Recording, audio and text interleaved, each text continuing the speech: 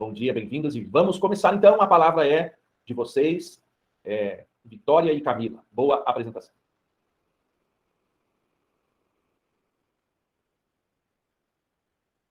Bom dia, gente. Nós vamos falar sobre a filosofia do direito medieval. Eu e a Vitória Moraes. Passei, Vitória. Eu vou iniciar falando sobre São Tomás de Aquino.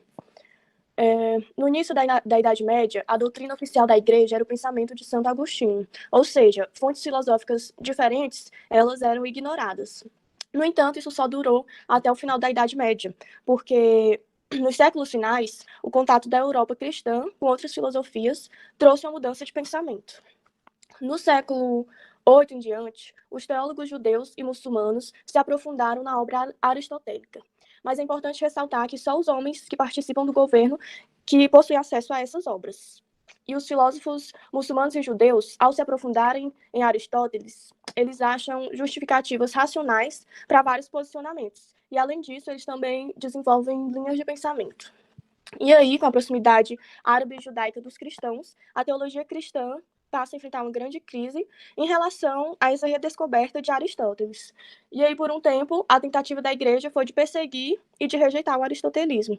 Até que, no tempo de São Tomás de Aquino, a igreja definitivamente passou a dialogar com o pensamento aristotélico. Ou seja, São Tomás de Aquino foi o responsável por essa grande síntese da teologia católica com o aristotelismo. E a mais notável obra de São Tomás é a Suma Teológica. E sobre o trabalho de São Tomás de Aquino, ele fez uma ligação direta entre as obras de Aristóteles a uma teologia ortodoxa. E em relação ao método, São Tomás de Aquino é um expoente da escolástica. E as universidades elas surgiram nos séculos 11 e 12, e tinha uma disciplina de leitura e comentário da Bíblia e de autores prestigiados, e aí várias manifestações intelectuais decorreram dessas técnicas da escolástica. Agora, em relação à fé e à razão. No texto, nós temos Agostinho e São Tomás de Aquino. Para Agostinho, a fé é o meio fundamental de acesso à virtude e ao justo. E já para Tomás de Aquino, ele caminha para a atenuação dessa dicotomia entre a fé e a razão. E para ele, os atos e a razão passam a ter papel relevante. E Tomás de Aquino também, ao contrário de Agostinho, ele considerava o pecado original não uma morte, mas sim uma doença, e como doença ela podia ser curada, né? Esse pecado original. Ou seja, o homem, ainda que pecador, ele pode se reerguer pela graça e pelos atos bons e justos. Além disso, tem outra diferença entre os dois, que é que enquanto Santo Agostinho ele enfatiza a fé e a graça como fonte de salvação, Tomás de Aquino ele enfatiza os atos. E para finalizar esse tópico de fé e razão, no pensamento agostiniano, fé e razão estão numa relação ou de confronto ou de grande subordinação da fé pela razão. E aí, por outro lado, para São Tomás de Aquino havia uma relação complementar entre fé e razão. Agora, a respeito do Tratado das Leis. O que Tomás de Aquino faz é refinar o pensamento agostiniano e o da tradição cristã medieval, trazendo mais próximo de Aristóteles e da base filosófica greco-romana. Dessa forma, então, ele afirma que há a possibilidade de o homem descobrir na natureza atos, comportamentos e medidas justas. E essas apreciações da natureza são mensuráveis pelo homem, mas se devem indiretamente a Deus. Outra questão sobre São Tomás é que ele dedica aos assuntos da filosofia do direito duas grandes partes. Nós temos o Tratado das Leis e o Tratado da Justiça. No Tratado das Leis, discute sobre as específicas leis, não só no sentido jurídico, mas também moral e sociológico. A lei eterna, lei divina, lei natural e lei positiva. A lei eterna é a razão divina, transcendente e que governa o mundo. Já a lei divina é a regra de Deus anunciada aos homens por meio da revelação. Ela se manifesta como direcionamento moral e jurídico aos homens, e ela é dada por Deus no Antigo e no Novo Testamento. A lei natural se verifica na natureza, que é obra de Deus, mas ela é inteligível à razão humana. E, além disso, para Tomás de Aquino, diferentemente de Agostinho, a lei natural ela pode mudar. Há novos tempos, novas situações, novas demandas, e por isso o direito natural ele deve se adaptar. Outra coisa também que São Tomás de Aquino fala é que a lei humana, que é a lei humana, que é a lei positiva, ela não é necessariamente algo injusto e corruptível. O homem, ele pode fazer leis racionais que auxiliarão no bem comum, na paz e na virtude. E na parte do Tratado da Justiça, ele realmente trata especificamente do direito, que é o objeto da justiça. E nessa parte ele chega na questão do direito natural. E para São Tomás de Aquino, a lei é um princípio que orienta o homem e a natureza. E pelo fato de orientar, ela é passível de compreensão pela razão humana. Eu vou dar continuidade falando sobre o Tratado da Justiça. Junto com as leis, existe a justiça, que tem como objetivo principal o direito. Nesse sentido, Tomás de Aquino ele segue o pensamento de Aristóteles na Ética de Nicômaco, de Aristóteles. Ele considera a justiça como o bem do outro e se manifesta de forma distributiva e retributiva. São Tomás de Aquino ele traz a ideia do direito natural como algo que não vem diretamente da teologia, mas da natureza. Ele acredita que o justo natural deveria ser o método utilizado pelo jurista. É aquilo que, por natureza, é ajustado proporcional ao outro. Para Aquino, o direito natural é uma distribuição do justo entre os iguais. Por esse motivo, ele declara que o escravo e a família eles devem ficar sob o poder do Senhor, porque é mais proveitoso para eles serem governados pelo mais sábio, estabelecendo assim uma forma especial de justiça. Já o direito natural de Tomás de Aquino é aristotélico. Ele teve um avanço em relação ao agostinianismo, mas ele ainda apresenta uma perspectiva conservadora. Com o pensamento de São Tomás de Aquino, ocorreram algumas mudanças no sistema teológico e filosófico, que há muito tempo era agostiniano. Muitos teólogos e pensadores da igreja, eles adotaram as ideias de Aquino, mas ainda permaneceram com as ideias agostinianas. Para Agostinho, em relação ao direito e à justiça, existe uma dúvida se o homem realmente é capaz de realizar o justo. Ele enxerga a sociedade através da sua falibilidade.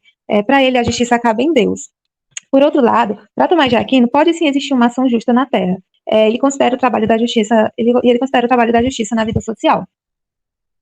Além disso, houve um movimento de reação ao pensamento de Tomás de Aquino dentro da própria igreja. A reforma protestante causou um movimento de revide e defesa, que ficou conhecido como a Contra-Reforma.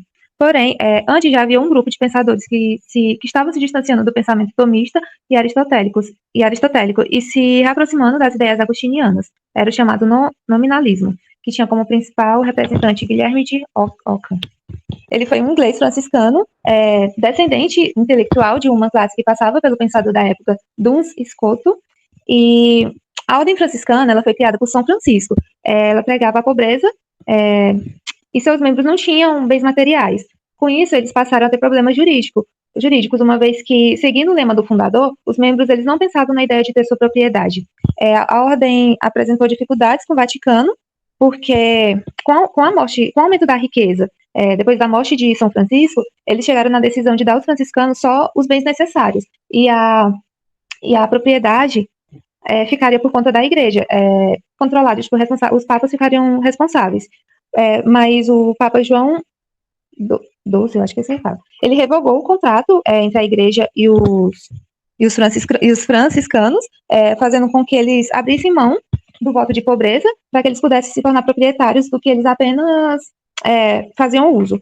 E aí foi nesse contexto que surgiu o pensamento de Guilherme, que foi da pessoa de sua ordem. No final da Idade Média e no início da Idade Moderna, ainda havia confrontos em relação às ideias de Agostinho e Tomás de Aquino, principalmente com a Reforma Protestante. Nesse período ocorreu uma polarização de duas visões filosóficas que já estavam estabelecidas, o protestantismo, radical na fé e na salvação pela graça, e ele se alia às perspectivas agostinianas e ao catolicismo, que posteriormente eles se apoiam nas posições tomistas. A fé e a graça são a base da afirmação dos reformadores. Para os protestantes, eram os fundamentos da salvação. Em relação à modernidade, a Reforma Protestante e a Contra-Reforma, elas abriram um caminho para as questões jurídicas que posteriormente seriam recorrentes na sociedade. Alguém gostaria de falar sobre o método escolástico? Quais são as partes dele? Eu acho que dá para a gente falar um pouquinho sobre isso e complementar a apresentação. Vocês falaram sobre o método escolástico, mas vocês não aprofundaram nele. Então, a minha dúvida é, quais são as partes, as divisões do método escolástico? O contexto dele, vocês apresentaram bem. Ele nasce com a renovação da teologia de Agostinho, feita por Tomás de Aquino, e também com o nascimento das universidades, onde as disciplinas teológicas eram oferecidas por professores e por cursos, né? Exatamente como nós temos hoje. A nossa universidade de hoje, ela é filha desse primeiro modelo que teve de universidade medieval. Então, eu queria falar um pouquinho sobre as divisões do método escolástico. Que a escolástica, na Escola de Filosofia e Teologia, ela representou um método particular de leitura, compreensão e exposição dos textos sagrados e das obras que gozavam de reputação e autoridade. Isso mesmo. Então, esse método escolástico, ele é um método de leitura, compreensão, exposição e comentário de obras teológicas e filosóficas. Essas obras, elas têm seus autores, e esses autores, eles tinham que ter autoridade. Os autores tinham que ter autoridade reconhecida para que as suas obras fossem lidas, compreendidas, comentadas e expostas nas aulas das universidades. Exatamente como é hoje. Quando um professor pensa uma disciplina hoje nas universidades, tem o ementário, tem o plano de ensino, né? Então, hoje a gente faz a mesma coisa do que lá nas primeiras universidades medievais, do século XI e XII, século XI e XII. Então, isso é um fato histórico. As primeiras universidades que nasceram, né, nessa época foram jurídicas, sendo que uma delas é a de Bolonha, na Itália, e a outra de Pádua, ou Pádua. Então, essas universidades são herdeiras desse método escolástico de estudo e de didática. E as divisões desse método escolástico são 5. O primeiro deles é a leitura, a lexio. O segundo é a disputatio, que é onde há o debate sobre o que foi lido. Exatamente o que a gente faz aqui. A gente lê um texto e se reúne para debater sobre esse texto. Depois vem as questões, que é exatamente o que eu faço para a gente pensar e discutir sobre o que foi lido. Eu lanço algumas questões para que vocês pensem sobre o texto. Então, ler, debater e questionar. E a quarta parte é a predicatio, ou pregação, ou sermão. A gente apresenta, a gente torna público aquelas ideias e questões do texto que foi lido. E, por último, a quinta é a suma, a compilação, a síntese dessas questões e dos argumentos que foram utilizados para essas questões. Então, vejam, é um método muito didático e que a maioria dos professores ainda usam atualmente, é claro, sem a carga teológica por trás dele, sem o fundamento teológico. Mas o que um pastor faz num culto, o que um padre faz num culto, não é diferente do que um professor faz numa sala de aula. Eles têm como base textos. Eles têm que ler esses textos, eles têm que interpretar esses textos e têm que apresentar esses textos ao seu público. Não é por acaso que o método dos comentários, que é herdeiro desse contexto teológico, dura até hoje na área jurídica. Não é por acaso que sempre quando sai uma lei nova, exatamente no dia seguinte tem o lançamento de vários livros, comentários sobre a lei nova. Então, vejam que esse método é fundamental, tanto na área jurídica quanto na área pedagógica, porque os métodos didáticos que a gente usa até hoje nasceram nesse contexto. A parte de fé e razão, vocês foram muito bem, apresentaram muito bem. A parte das leis, vocês falaram muito bem também. Eu só acho que dá para falar um pouco mais sobre as partes da justiça em Aquino. Faltou vocês falarem sobre a propriedade privada, como que o Aquino vê o âmbito da justiça, da reciprocidade, que é onde ele coloca a abordagem dele da propriedade privada. Nesse sentido, ele fala que considerar a propriedade privada num contexto genérico, ela vai ser sempre vista como injusta. Agora, se a gente considerar a propriedade privada desde um aspecto particular, ela vai ser vista como justa no âmbito das suas consequências, não no âmbito da sua desigualdade, porque uns têm e outros não. Então, vista nesse sentido das consequências, a desigualdade quanto à propriedade privada passa a ser vista como algo a ser legitimado.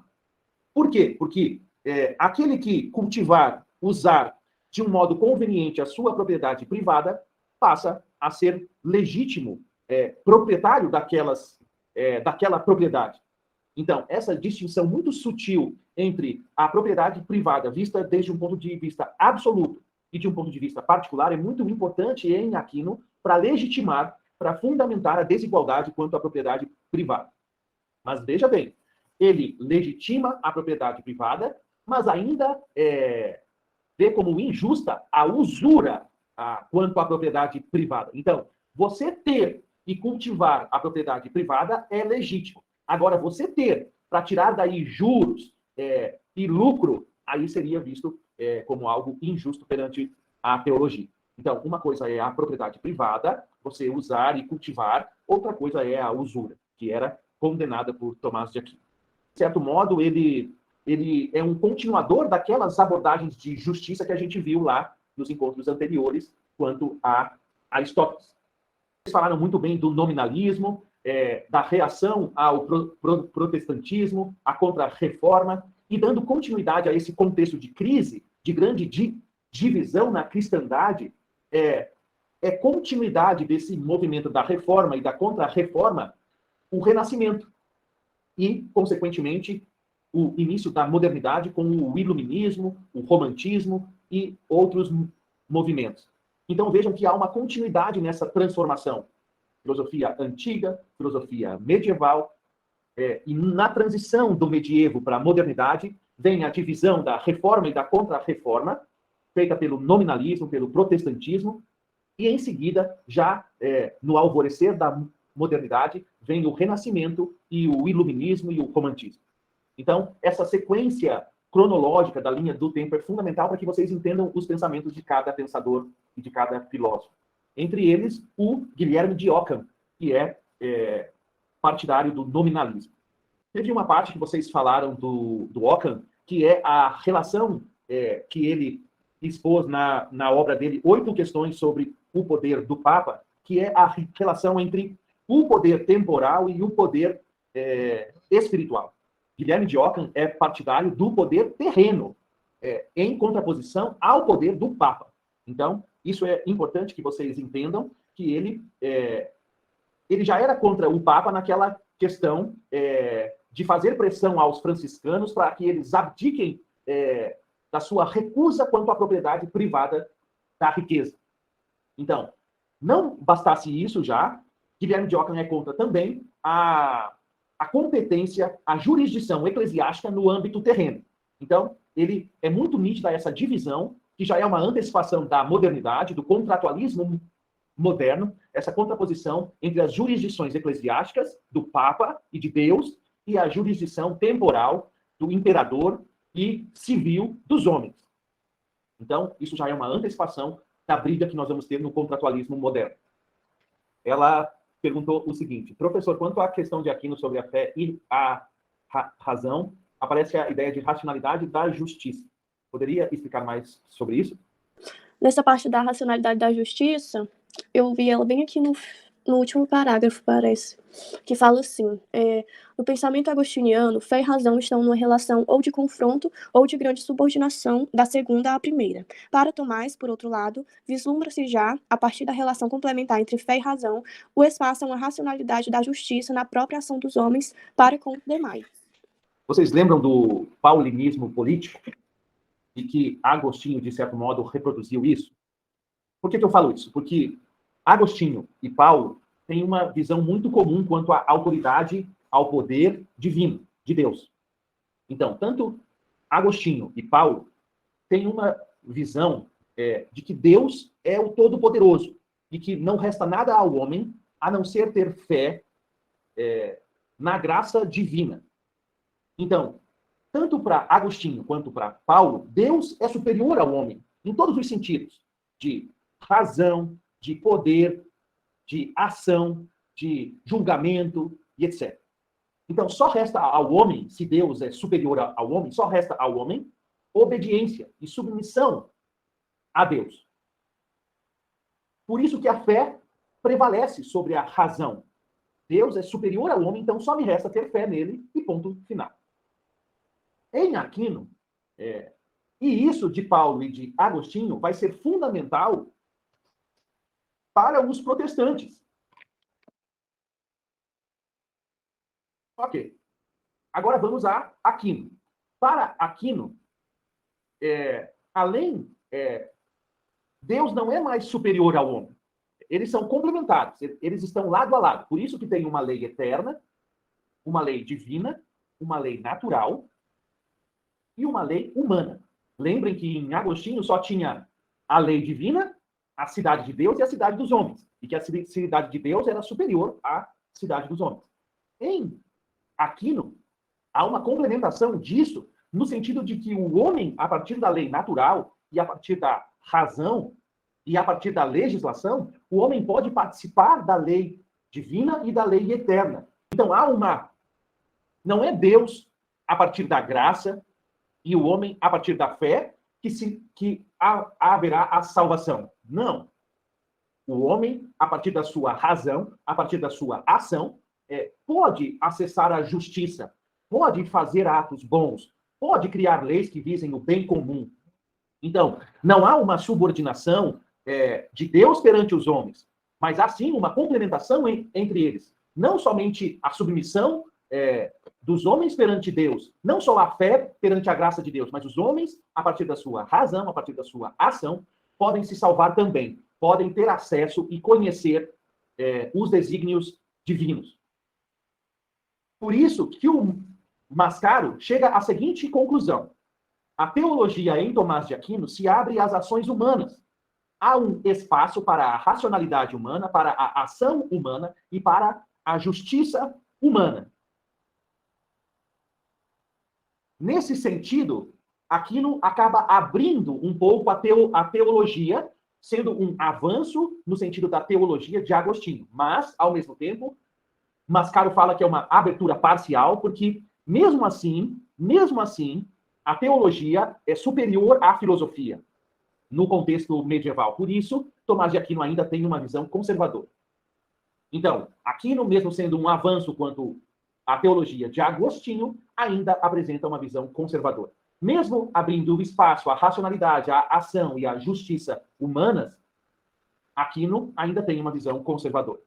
Então, a querela dos universais é uma briga entre o nominalismo e o realismo. O realismo tem como principais representantes o Aristóteles e o Aquino, porque eles consideram que uma coisa tem uma natureza, por isso que falam em natureza das coisas. E essa natureza das coisas é como se fosse uma essência. Lembra muito as ideias de Platão. Lembra, mas não é a mesma coisa, porque em Platão há um idealismo. E em Aristóteles e Aquino há um realismo. Só que, por exemplo, Mascaro dá um exemplo.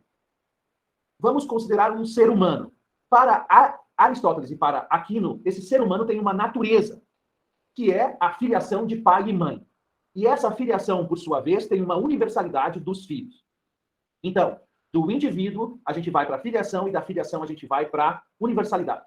Então, é essa universalidade, é essa essência, mesmo partindo da experiência, essa essência, essa natureza tem uma característica de universalidade. E essa universalidade, essa essência, ela existe, ela é real. Por isso que Aristóteles e Aquino consideram essa universalidade como existindo, ela é real. Por isso, o realismo. Ok. Em contraposição a isso, vem o nominalismo. E diz, olha, o ser humano, o indivíduo, ele existe por si mesmo, na sua singularidade. A gente não tem que ir subindo para a natureza do indivíduo e para a universalidade do indivíduo. O indivíduo basta por si só na sua singularidade. É por isso que o nominalismo acredita que os universais, eles são apenas nomes, apenas signos, e que eles não demonstram nenhuma universalidade. Eles não existem realmente quando a gente fala em universalidade e natureza das coisas.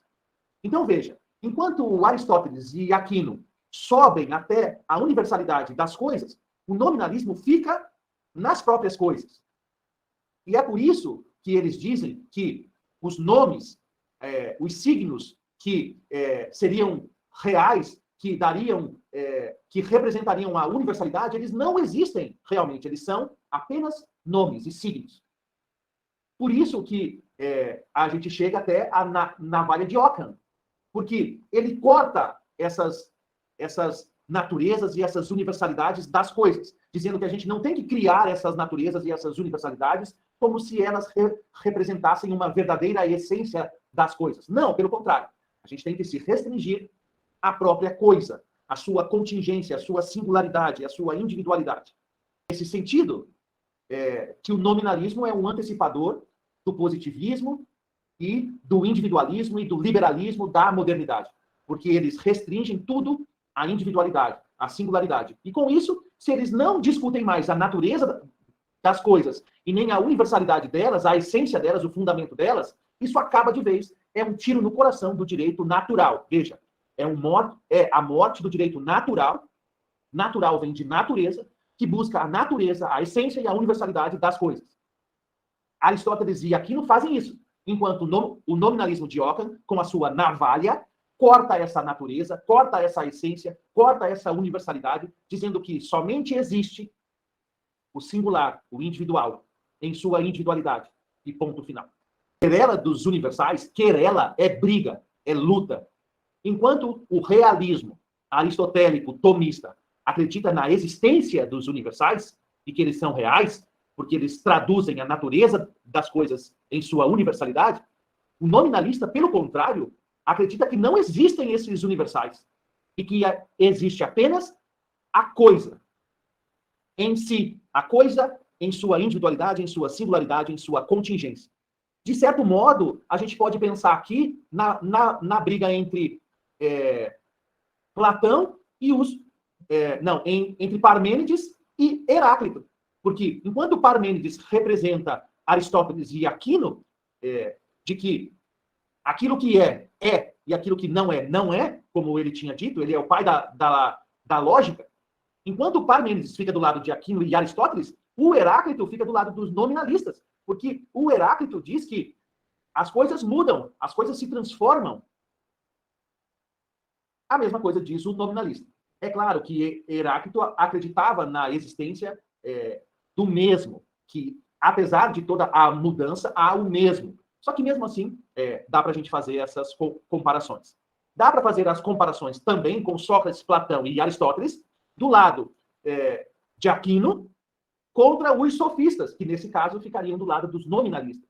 Né? Então dá para a gente fazer essas comparações com aquilo que a gente viu antes, só para que vocês entendam essa briga dos universais. Então,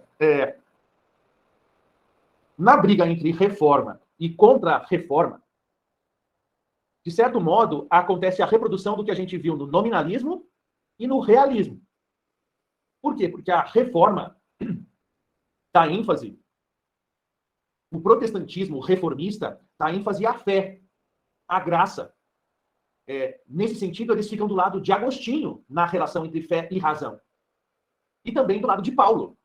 Né? Porque tanto para Agostinho, quanto para Paulo, quanto para os protestantistas reformistas, a fé, e consequentemente a fé do indivíduo, é mais importante do que qualquer outra coisa. Então, nesse sentido, Lutero vai defender o respeito à autoridade, a submissão à autoridade divina. E, consequentemente, toda a vontade, toda a graça, todo o fundamento, toda a legitimidade vem de Deus, é divino. Por isso que Lutero se posicionou contra a rebelião dos camponeses, porque ele acreditava que os camponeses têm que se submeter à autoridade cujo fundamento é divino. Da mesma forma, Calvino, ele é o criador daquela teoria da máxima graça, ou seja, da predestinação, de que Deus escreve o destino dos predestinados e dos eleitos. E, nesse sentido, ele reafirma o pensamento de Agostinho, dizendo que a gente precisa se submeter à autoridade porque tem um fundamento divino. E a única coisa que nos resta é ter fé diante da graça e da predestinação divinas. A teoria da predestinação, ou de que Deus elege os seus eleitos desde sempre, a partir da sua graça, e o que nos resta é ter fé, aceitar e se submeter e se resignar a esse destino. A partir disso, Calvino nos faz pensar que é indiferente ser rico ou ser pobre, já que tudo vem da vontade de Deus. E que ser pobre ou ser rico é um destino, uma predestinação divina. Então, nesse sentido, essa teoria da predestinação de Calvino acaba fazendo com que as pessoas aceitem e se submetam a ser pobre ou ser rico. E sendo que essa distinção entre pobreza e riqueza acaba perdendo o seu sentido diante da decisão de destino e de providência divina. Por causa disso, é que o conceito de liberdade dos protestantistas vai ser tão importante para a modernidade, porque é esse conceito de liberdade e de fé, de defesa do indivíduo, vai ser muito importante para os protestantistas diante do Papa e da Igreja de Roma, e vai ser muito importante para a modernidade. Olhando para essas questões dentro dos princípios calvinianos, é interessante a gente observar que, mesmo havendo uma espécie de observação estabelecida pela revelação que foi colocada diante do conhecimento, em Calvino há uma defesa também pela liberdade de interpretação daquilo que se entende por escrituras, né? E observando que mesmo que houvesse uma compreensão de que havia uma soberania da magistratura sobre o indivíduo, mesmo essa soberania sendo entendida como imposta por Deus, não impedia o indivíduo, mas esse indivíduo ele não era simplesmente passivo, ele também poderia ter uma ação ativa. Tanto é que vai culminar, dentro da reforma lá em Genebra, né, onde Calvino atua, vai culminar com algumas contraposições a alguns poderes, onde eles vão até estabelecer uma espécie de Estado protestante. E aí, quando a gente olha para o livro 4, né, das Institutas, que Calvino escreve, ele vai traçar, então, todo um apanhado jurídico sobre qual o proceder do cidadão e qual o proceder daqueles que exercem o poder para a magistratura, né, e traz esse entendimento, então, dessa liberdade de interpretação ou de busca ao conhecimento daquilo, claro, que já se foi estabelecido ou revelado, né? Porque, como eu disse antes, o conceito de liberdade do indivíduo, do protestantismo, vai ser fundamental para a modernidade. A partir de hoje, quando vocês pensarem na palavra modernidade, pensem em revoluções. Porque na modernidade aconteceram várias revoluções. Científica, filosófica, metodológica, burguesas, políticas, econômicas, industriais, das grandes navegações. Então, várias revoluções. Só que tudo começou com a Revolução Protestante, que o protestantismo acabou com os intermediários entre o indivíduo e Deus. Acabou. A gente não precisa mais de um padre, de uma igreja, de todo o sacerdócio, de todos os dogmas da Igreja Católica para que a gente tenha acesso a Deus, para que a gente faça uma interpretação correta para chegar a Deus. Não! O protestantismo acabou com isso.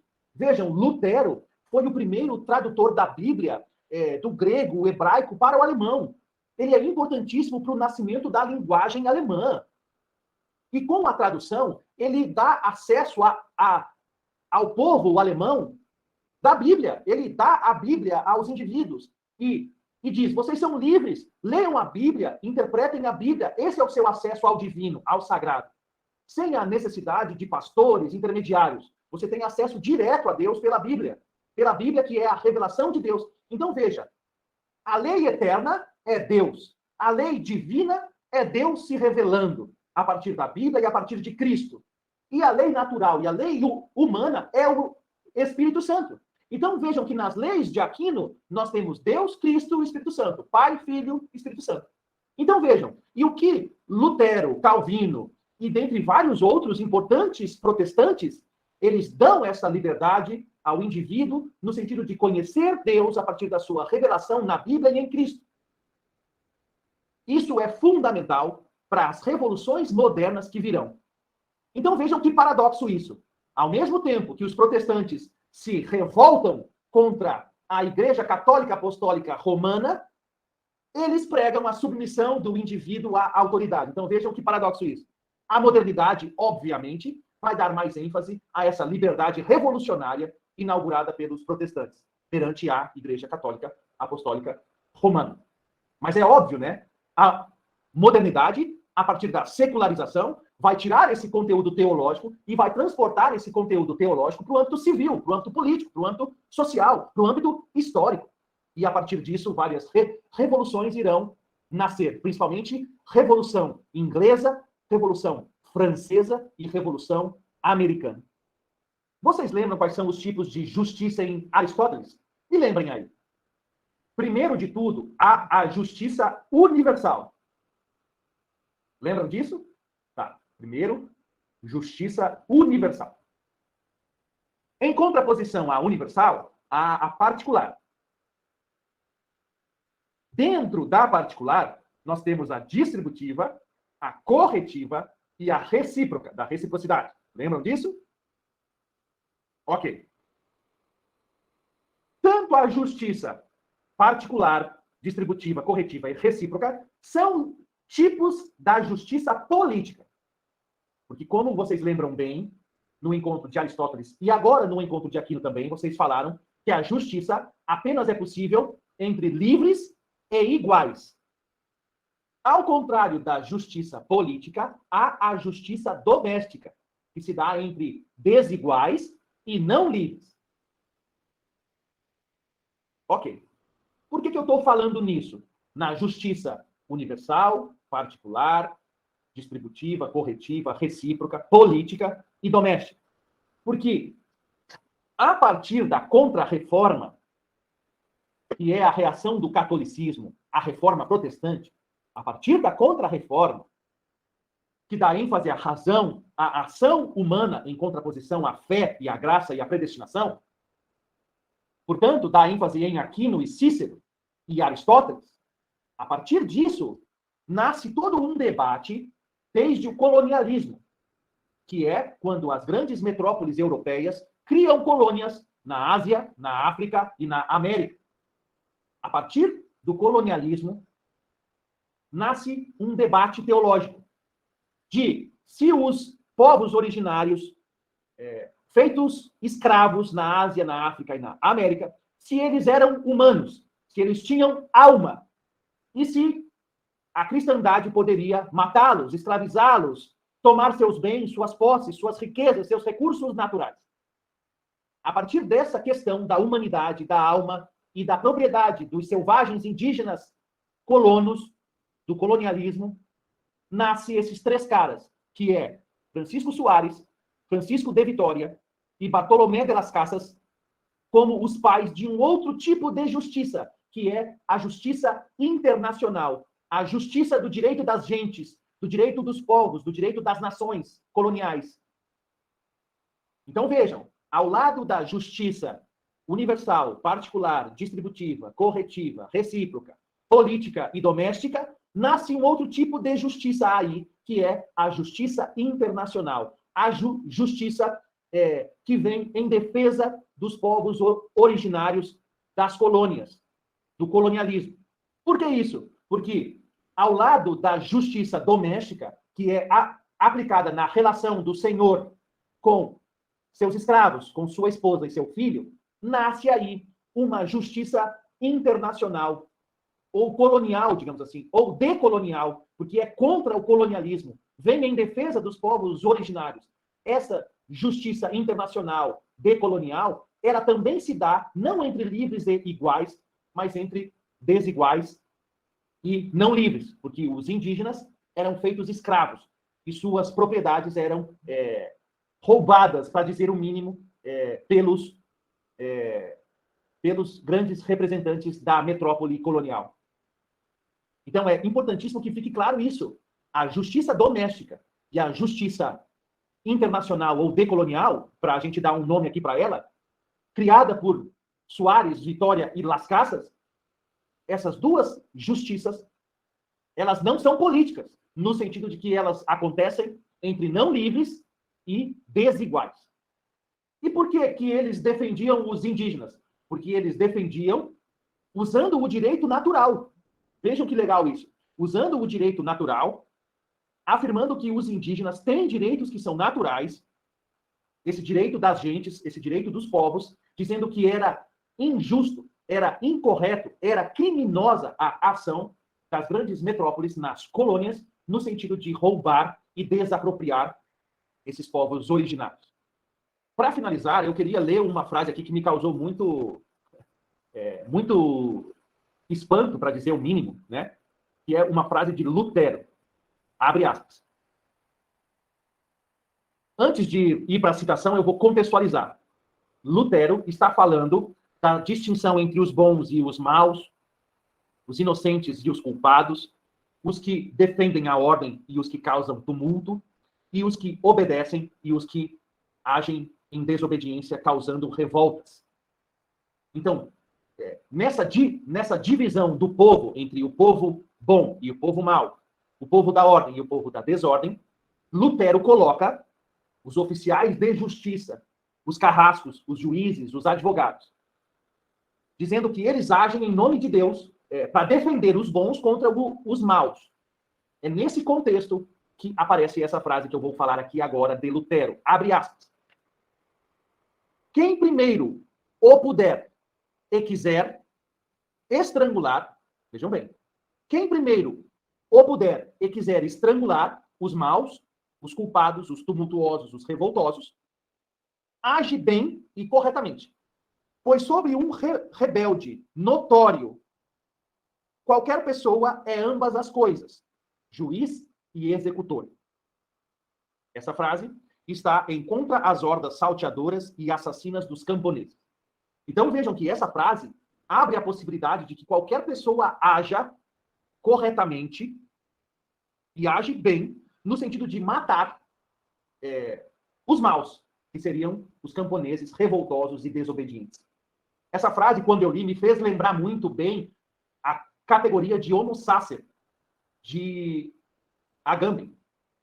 Essa categoria é uma forma de que o autor acha para relacionar direito e religião, dizendo que, diante de um criminoso, qualquer pessoa poderia matá-lo, e que isso não seria nem crime para o direito e nem ofenderia os rituais de morte religiosos. Então, essa possibilidade de que qualquer pessoa haja como juiz e executor em Lutero me fez lembrar a categoria de homo sacer de Agamben. Isso era só um parênteses para que vocês pensem a respeito.